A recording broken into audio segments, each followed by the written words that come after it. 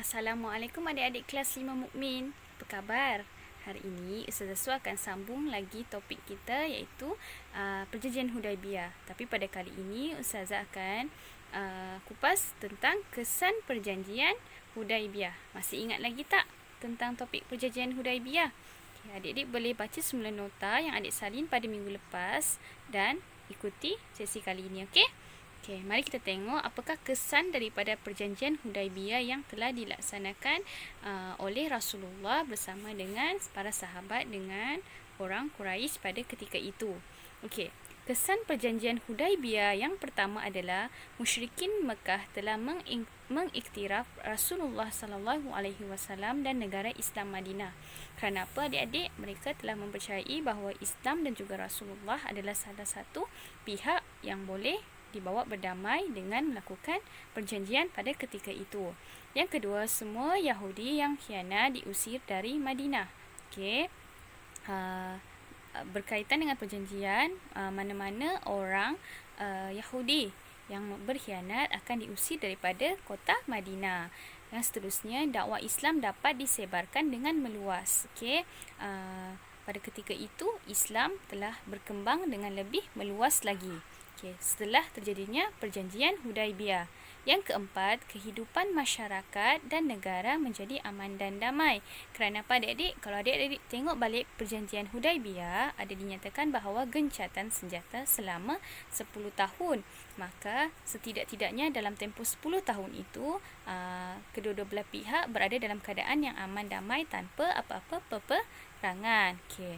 Seterusnya, membawa kepada dasar buka pintu kepada orang Islam Madinah. Okay. Pergerakan keluar masuk itu lebih mudah kepada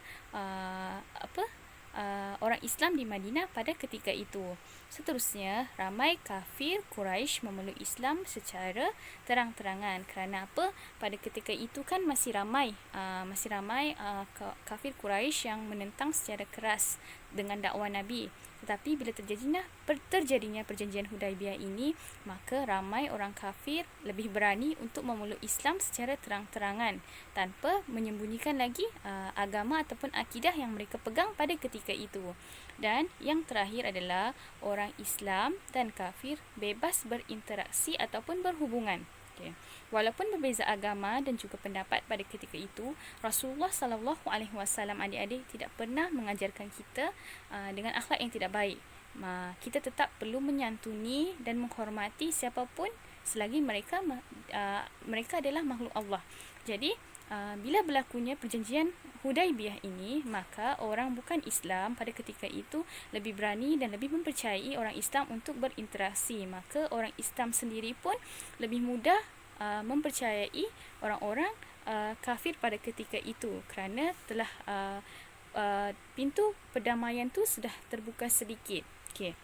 Jadi ini adalah kesan Perjanjian Hudaibiyah yang mana kita nampak kesan-kesannya adalah membawa kepada perkara yang positif ataupun perkara yang baik je.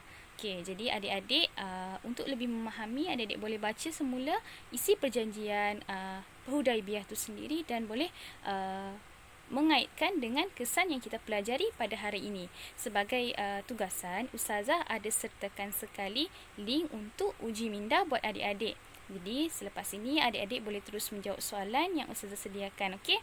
Apa-apa soalan yang adik-adik tidak tahu, bolehlah bertanya terus kepada Ustazah sama ada berhubung secara personal ataupun bertanya di dalam grup WhatsApp kelas kita. Okey?